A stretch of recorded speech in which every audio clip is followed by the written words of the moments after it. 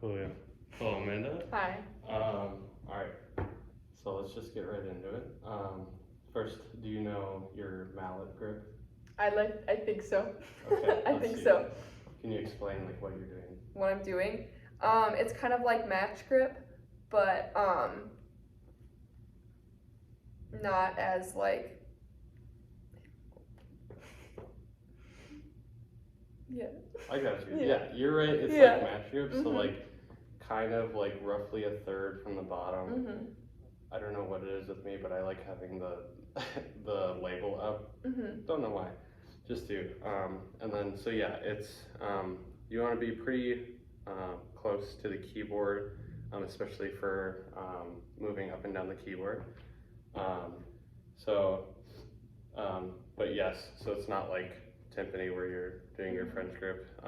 But yeah, so palms down, and yeah, so like that nail kind of analogy that Dr. Baldoff uses with your thumb to your pointer. Yeah, pretty much. It's not the same, but it's pretty darn close. Anyway, secondly, I gotta turn my computer this way. Yeah, so next, do you know where the best sound possible is on the marimba? Like, where's your strike point? Over the resonator. Right. Yeah. So like, for example, that's over. How it has that weird like overtone and it doesn't get as much resonance. Where else can you? You can hit at the end of the bar. Yeah. Yeah. Mainly for black keys. I think there are some maybe parts where you can use bottom of the white keys, but it's not common. But it's definitely doable and it makes a better sound than, yeah. Anyway, so what kind of strokes will you be using? Single, right? Yeah. Yeah, it will be single strokes. And then you're also gonna use like a full stroke because the keys don't have quite as much rebound. It doesn't give you that rebound that you need to come back and strike again. So it's a lot more control. Not that snare isn't controlled, but it's a lot more wrist control for striking a keyboard instrument. And then, where was I going with that?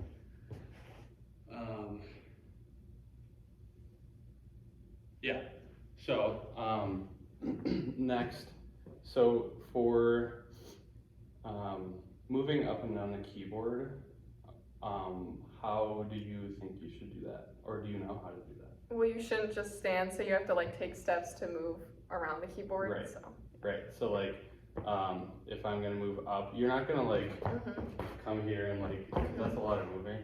It's more of just like a step to the side and like using your shoulder at an angle to. That sounds bad.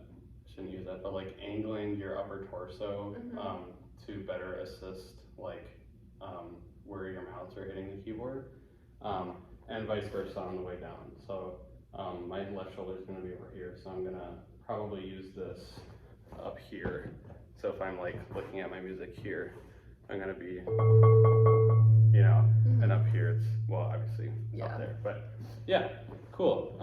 So let's do, just to start off, let's do a C major scale. Okay. And I want to see what you're doing with like arm crossing and stuff. So let's start on the C here. Okay. And I just want to see a C major scale. Just do like da da, just single strokes. Okay. 1, 2, 3, 4.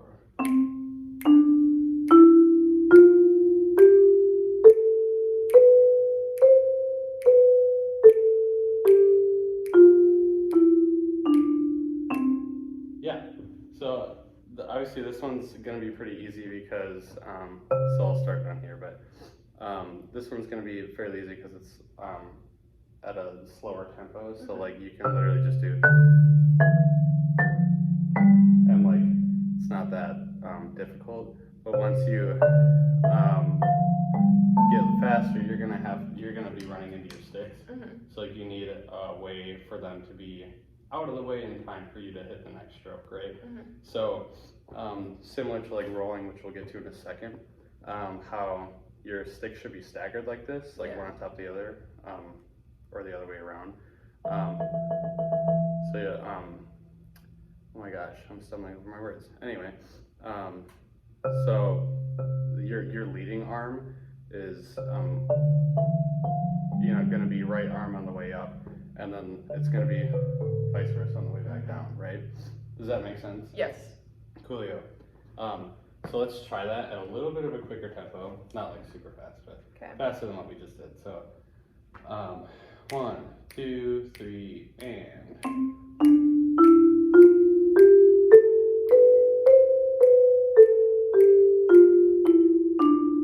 Yeah, that's better. Not that the last one wasn't good, but cool. So let's now take a C, and with that same kind of staggered mallet grip, let's do a roll on there. Okay. And I just want to hear you roll first. Yeah, that was actually pretty good speed. So I like how you have that stagger thing, and your stroke tempo is actually pretty good too. Okay. There wasn't a whole lot of breakup in the sound, but obviously for you, if you didn't do that correctly, you'd want as even as a stroke as possible to get that full resonant and buzzing sound the whole time. Now, do you use the same thing on the whole keyboard, the same stroke tempo? Does that make sense? You want me to rephrase it? Yes. So if I'm going to play up there, play the same roll that you just did on the highest C that you can. Actually, the second highest C. Okay. Hear how it's not like projecting its sound because it's pretty slow. Try a faster tempo on that C. Okay. Yeah, see how it has like a much more consistent tone? Now try that fast on a low C. Okay. Hear how it's like, it has a tone that's producing, but you're kind of closing it off each time you hit it. Yeah. Now try it slower than what you did the first time. A little faster. Hear the hum that just rings the whole time? Yeah. That's what we want. Okay. So from the lower between the higher octave, it's going to be faster rolling speed. Yeah, faster rolling speed up top, and then slower down the bottom, and then like obviously it grows or like gets faster as you go up. Okay. So that's rolls. Yeah, and we talked about the leading hand and stuff going on the way up. So now I had something that I wanted you to do, but let's just get into this. So let's just do number 1, page 79 in which book is this? Percussion methods, the chromatic one. Okay. And let's do just a slow tempo. So it's kind of just spans 1 octave from G to G. So let's do da da da da da da da da da da. Ready? 1. I'll go a little slower. 1, 2, 3, 4.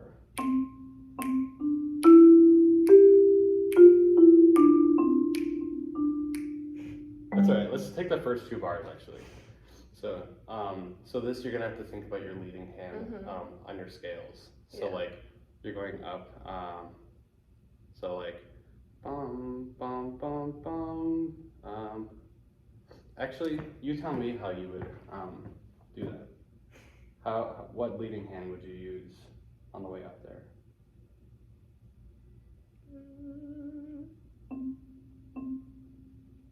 Probably your right? Or the... Let's try it. Let's try it both ways. I don't know, man. So we'll go so like da da da da 3, 4. No, I'm gonna do my left. Alright, let's try it. 1, 2, 3, 4.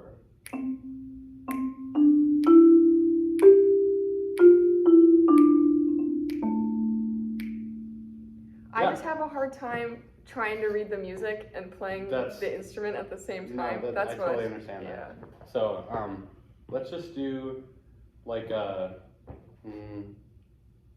first 5 notes of a C minor scale. Let's do that. So da da da da da da da da da da da. We'll just do that. Okay. Make sense? Yeah. Cool. Ready? 1, 2, 3, and.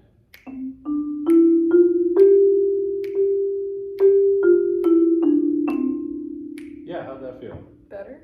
Okay. Okay. Cool. So, I kind of have that staggered kind of thing, because like if I were here, I'd be like, yeah. Right. So,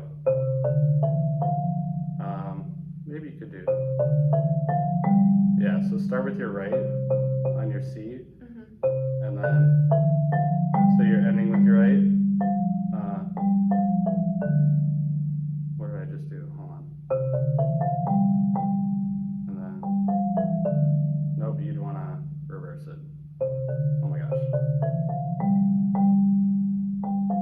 No, you wouldn't. Oh my gosh, I'm confusing myself now. Yeah, okay, so yeah, keep it the same way. Just do the, like, basically reverse of what you did. Ready? 1, 2, 3, and.